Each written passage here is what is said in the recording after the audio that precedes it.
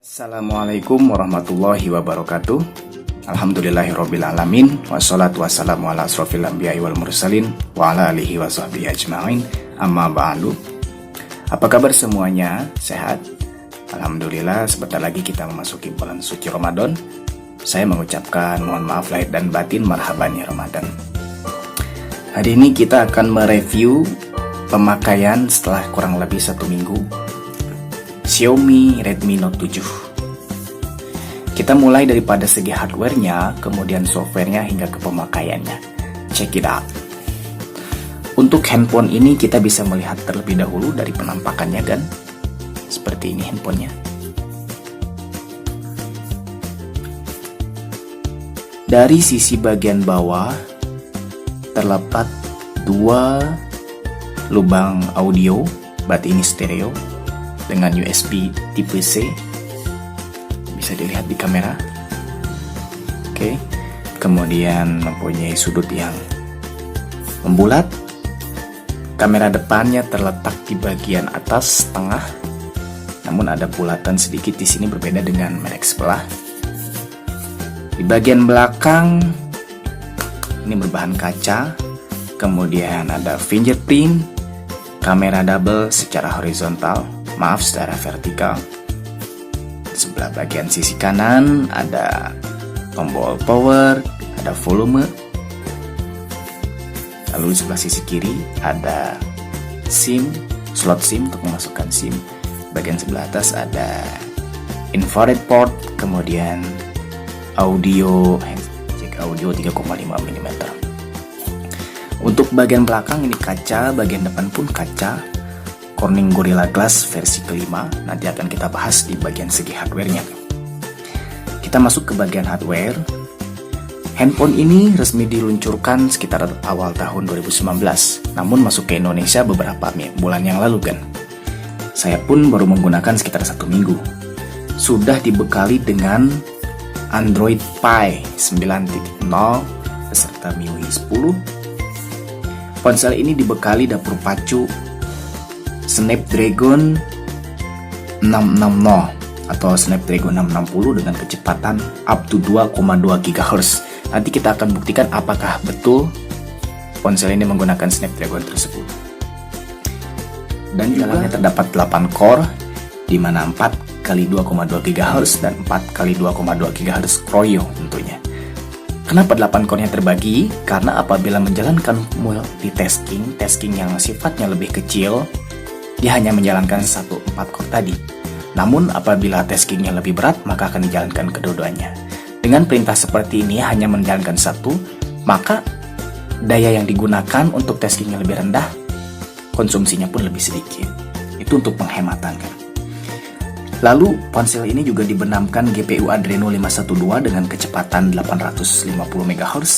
Itu artinya memberikan grafik dalam menunjang performa bermain game, aktivitas sehari-hari, Word atau Office, atau bahkan hanya sekedar untuk menggunakan handphone sehari-hari saja. Tentunya ini sangat direkomendasikan kan. Itu dari dapur pacu. Kemudian dari segi RAM saya mengambil yang 4/64 kan, supaya terasa lebih menyenangkan, juga tidak mengalami lag, karena saya juga selain dibutuhkan untuk reparasi dan juga untuk bermain game. Untuk kecepatan RAM-nya itu sendiri up to 1866 MHz, artinya cukup tinggi ya, dengan bandwidth 7,45 GB per second, artinya mampu menjalankan sampai maksimal tersebut. Biasanya itu yang digunakan untuk tasking yang aktif seperti game. Kemudian kita bisa lihat di bagian hardware belakang terdapat kamera dan juga flash.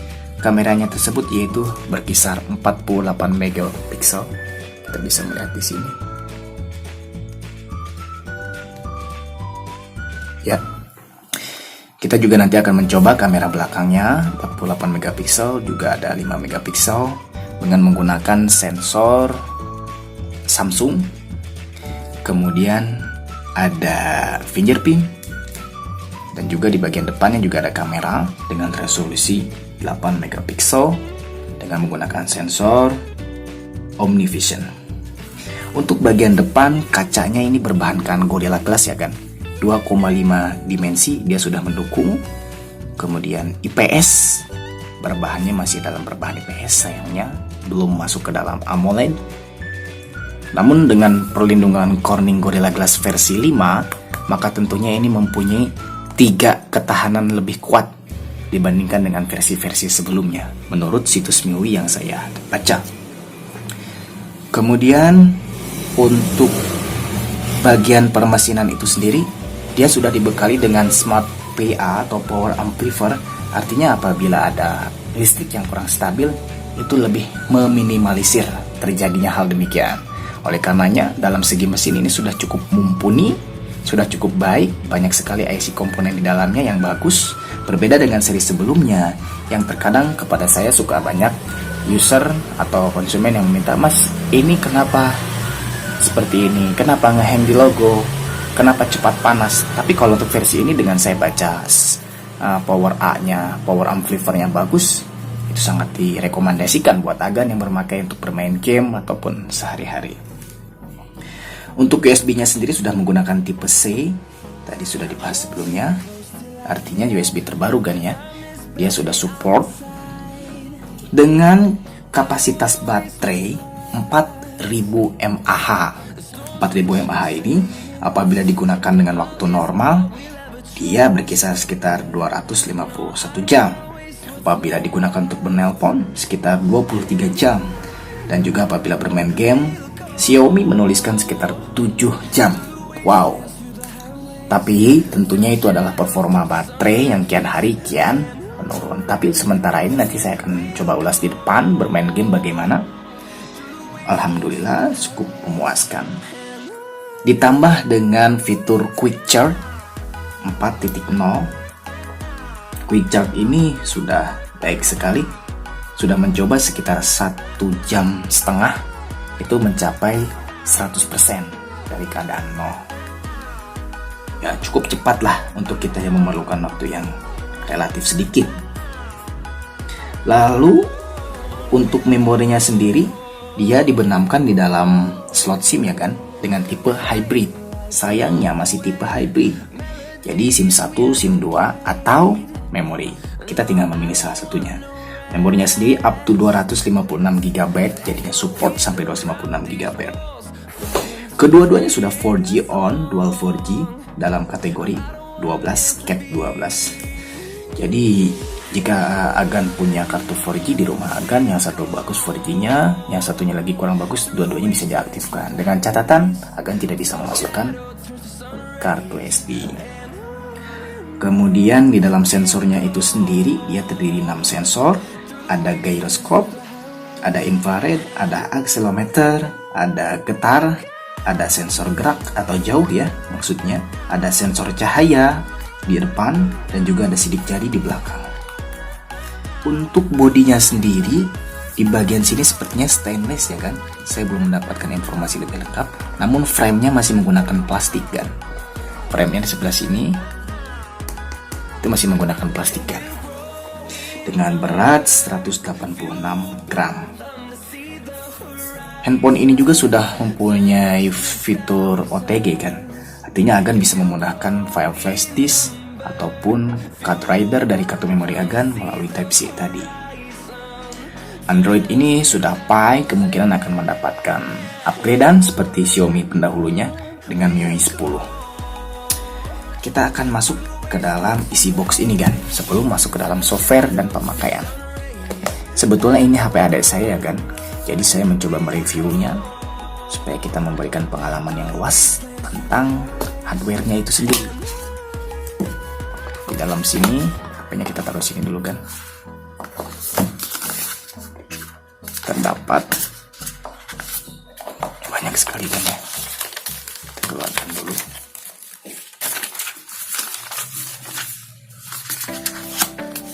Ada SIM ejector ya kan, karena ini sudah saya buka terlebih dahulu.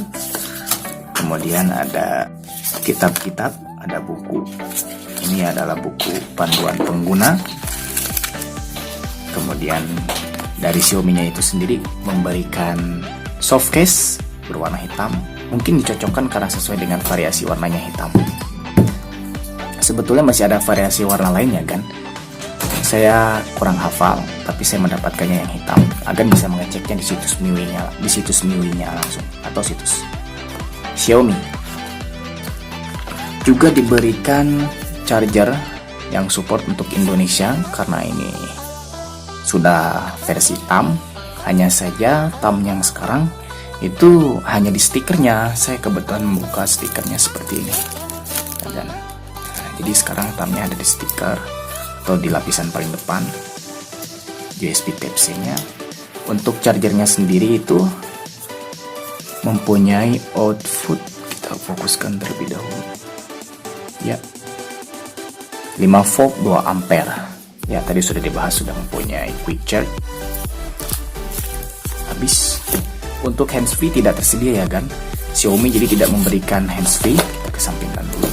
Emang untuk beberapa handphone kelas sekarang itu tidak mempunyai handsfree. Biasanya terjual terpisah, akan bisa membeli merek lain. Kemudian kita akan mencoba mengecek di bagian dalamnya kan. Dikunci. Oke. Kita akan mencoba multitasking terlebih dahulu kan. Kita akan mencoba mengecek sensor ataupun kebenaran yang tadi kita bahas sebelumnya kan. Kita masuk ke dalam CPU Z. Qualcomm Technologies SDM660. Ternyata betul sekali, Qualcomm Snapdragon 660, kecepatan 2,21 GHz. Arsitekturnya Kryo ya kan, sudah baik sekali dalam penggunaan daya dan juga fitur atau performa. Terdiri oleh dari 8 ya kan, 0, 1 sampai 7, totalnya 8 inti. Prosesnya yaitu prosesornya ya kan, mempunyai ukuran cukup kecil, tapi untuk seri yang lain itu ada di bawahnya sekitar 12 nanomikron, tapi untuk seri yang 660 ini 14 nanomikron. Maksudnya apa itu kan? Yaitu ukuran semikonduktornya kan yang ada di dalam prosesor. Kita masuk ke Adreno 512, betul, ke device Xiaomi Redmi Note 7, ukuran layar 6,30 inch, kemudian resolusinya 2340 x 1080 sudah HD ya kan. Kemudian kerapatan pikselnya 409, dimensinya 159 x 75 x 8, beratnya 186, RAM-nya 3734 dengan tersedia 1580. Internal memori 50 GB karena saya sudah menyimpan beberapa game dan aplikasi di dalamnya. Android versi 9 tadi sudah kita cek ya. Kemudian ini keadaan baterai. Tipe baterainya sendiri menggunakan tipe polimer. Sebetulnya untuk tipe baterai itu banyak ya kan. Ada li-ion, kemudian ada lithium, kemudian ada polimer. Nah itu semua mempunyai fungsi ya. Kalau untuk polimer sendiri biasanya kalau baterainya, nanti saya ada video di yang lain kan, baterainya itu sedikit lebih empuk, cuman mempunyai kapasitas yang besar. Itu untuk polimer. Kemudian sensornya ya kan, ini banyak sekali sensornya, ada 6 tadi. Oke, kiranya cukup. Kemudian kita akan mengecek apakah benar. Kita akan bisa membuka tentang ponsel, kemudian versi kernel. Oke, software version. Kita langsung cek ke kameranya menggunakan S5 KGM O-Film, artinya ini adalah Samsung kan, kamera belakang. Kemudian yang satunya lagi juga yang di belakang sama Samsung O-Film. Dan kamera depannya menggunakan OmniVision. Oke. Enter function, tidak usah lah. Kita sudah mengeceknya, giroskopnya aktif ya kan. Atau akan kalau ingin mencoba kalibrasi atau akan ingin mencoba kalibrasi, silahkan kalibrasi. Cukup banyak sekali kan. Kita isipkan saja. Sekarang kita mencoba multitasking. Saya mencoba membuka Chrome, kemudian mencoba membuka Shopee sampai menu. Oke, kemudian mencoba membuka. Bisa. Facebook yang besar. Menu, kemudian mencoba Instagram. Kemudian mencoba Free Fire.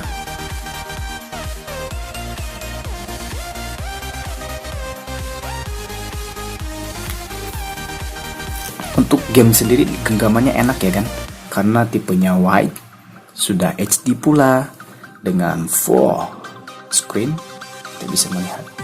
Tinggal akan mengatur settingan gamenya saja. Baik, sudah sampai menu, masukkan saja. Oke, sudah masuk. Kita coba buka Grab. Kita coba buka PUBG Mobile.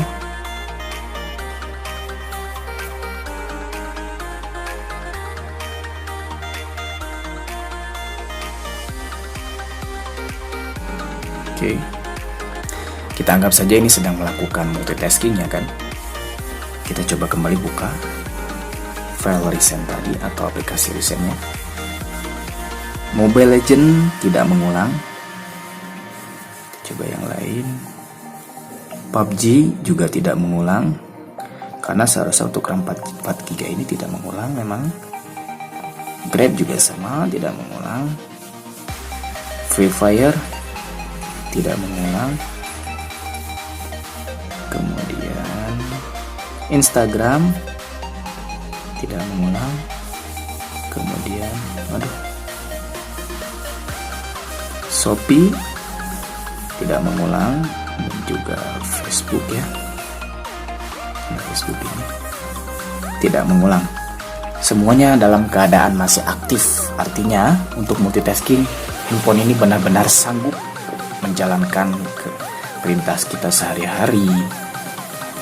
Untuk kameranya sendiri saya tidak terlalu fokus ya kan, meskipun 48 megapiksel.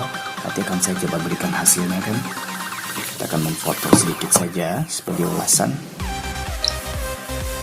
Ini tanpa ini ya kan, tanpa flash, jelas sekali. Kamera depannya. Oke, nanti akan tunjukkan.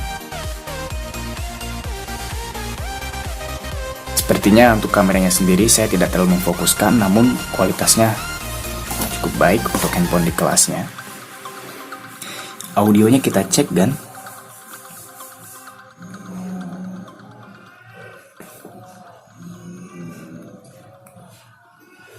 ini untuk volume paling kecil terlebih dahulu.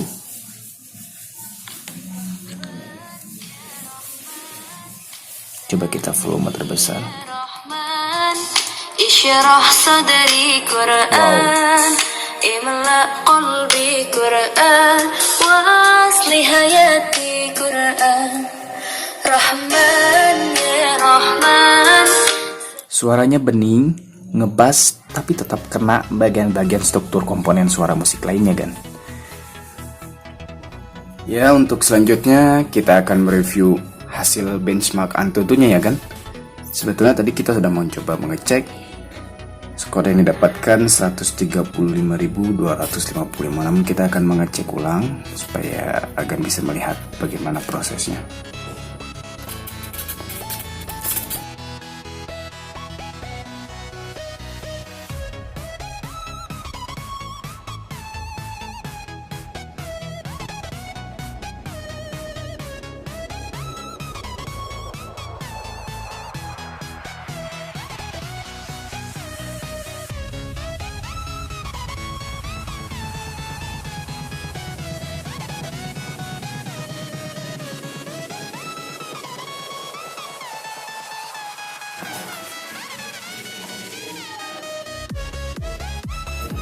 Ya, untuk skor kali ini kita didapatkan 137.575. Tidak terlalu berbeda jauh ya kan dengan sebelumnya. Ini dikarenakan pada saat kita pengetesan beberapa aplikasi apa saja yang kita buka. Kemudian ada beberapa file yang sudah kita hapus, dan juga pada saat tadi saya cut terlebih dahulu videonya, lalu saya lanjutkan kembali sehingga prosesor yang tadi sudah mengerjakan tasking memulai dari 0 AG jadi lebih segar. Jadi kira-kira begini kan untuk tes Antutunya. Oke, kita akan coba mengulas daripada review pemakaian kan. Untuk review pemakaian, adik saya merasa puas untuk HP ini karena dia suka bermain game, kemudian untuk menunjang pekerjaannya, dan juga untuk digegangnya juga tidak terlalu panjang, nyaman. Hanya saja kita harus membelikan softcase selain daripada yang tadi diberikan oleh Xiaomi, misalkan seperti variasi warna ataupun yang lebih kuat anti crack dan lain sebagainya. Overall, handphone ini bagus untuk bermain game, lalu juga cocok sekali untuk Anda yang suka bekerja, office, atau bahkan untuk berfoto-foto karena di dalamnya 48 megapiksel. Namun saya sendiri tidak tertarik begitu dengan kameranya kan. Namun lebih ke dalam mesinnya yang sudah power amplifiernya baik dan juga strukturnya pasti lebih baik dari sebelumnya. Oke, segini aja kan review dari saya. Mohon maaf atas kekurangannya. Jika Agan suka dengan video ini, silahkan klik like, komen, atau Agan share. Terima kasih. Wassalamualaikum warahmatullahi wabarakatuh.